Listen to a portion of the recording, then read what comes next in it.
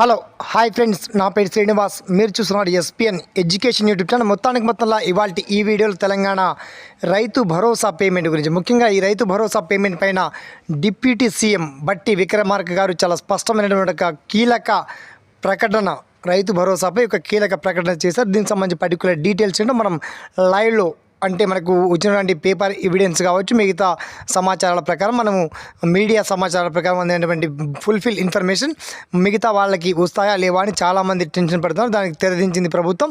మిగతా ఇక 3 ఎకరాలు కాకుండా మిగతా 3 ఎకరాల పై చిలుకున్నటువంటి రైతులకు ఎప్పుడు వస్తుందా అని చాలామంది ఎదురు చూస్తున్నారు. దీనికి సంబంధించి టాపిక్ మనం షార్ట్ కట్లో చిన్నగా తెలుసుకుందాం, ఓకేనా? So let start our topic.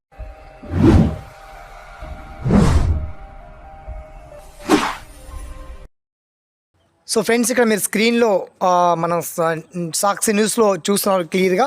తెలంగాణలో అమలవుతున్న రైతు భరోసా పథకంపై ఉప ముఖ్యమంత్రి మల్లు బట్టి విక్రమార్క కీలక ఆదేశాలు జారీ చేశారు. తెలంగాణ ప్రభుత్వం విడతలుగా రైతు భరోసా నిధులను విడుదల చేసింది. అయితే ఈ విషయంపై శుక్రవారం ప్రజాభవన్లో స్పెషల్ చీఫ్ సెక్రటరీ రామకృష్ణారావు, వ్యవసాయ శాఖ principal secretary Raghunandan Rao, director గోపితో ఉప ముఖ్యమంత్రి బట్టి విక్రమార్క సమీక్ష సమావేశం నిర్వహించారు. ఈ సందర్భంగా ఆయన అధికారులందరికీ కీలక ఆదేశాలు జారీ చేశారు. రైతు భరోసా పథకంలో భాగంగా 3 ఎకరాలు వరకు లబ్ధిదారులకు వెంటనే నిధులు జమ చేయాలని, దాంతోపాటు రైతులు భరోసా పథకం కింద లబ్ధి పొందిన రైతుల యొక్క వివరాలను కూడా గ్రామాల్లో ఫ్లెక్స్ల ద్వారా ఇంతమంది రైతులకు రైతు భరోసా వచ్చాయని చెప్పేసి చాటింపు చేయాలని చెప్పేసి కూడా ఇది అన్నారు. మరి 3 ఎకరాల వరకు ఇచ్చి మరి ఇంత పెద్ద ప్రచారాలు అవసరమంటారా? మరి లబ్ధిదారుల పేర్లు అందరికీ కనిపించేలా గ్రామ ప్రధాన కూడళ్లలో ఫ్లెక్స్లను ఏర్పాటు చేయాలని చెప్పేసి ప్రజలకు హామీ ఇచ్చారు. మరి మిగతా రైతుల విషయంలో చూస్తే అదేవిధంగా అనంతరం బ్యాంకర్ల సమావేశానికి హాజరైన ఉప ముఖ్యమంత్రి బట్టి విక్రమార్క, తెలంగాణ అభివృద్ధి చెందుతున్న రాష్ట్రం, దానికి బ్యాంకర్ల పాత్ర కీలకంగా ఉందని, బ్యాంకులకు ఒకేసారి రుణమాఫీ పేరుతో 22,000 కోట్ల రూపాయలు అందజేసిన చరిత్ర తెలంగాణ ప్రభుత్వానిది అని చెప్పేసి పేర్కొన్నారు.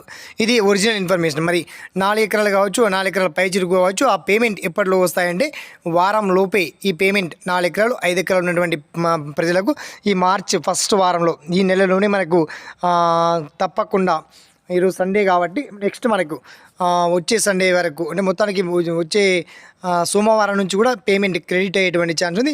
ఆ 4 ఎకరాలు కావచ్చు, 5 ఎకరాలు కావచ్చు, 6 ఎకరాలు కావచ్చు, ఇలా ఎకరాల వారీగా అందరికీ, అర్హులందరికీ తెలంగాణలో వ్యవసాయానికి సాగులో ఉన్నటువంటి భూములన్నింటికీ తప్పకుండా రైతు భరోసా అందజేస్తామని మాత్రం డిప్యూటీ సీఎం అప్డేట్ ఇచ్చారు.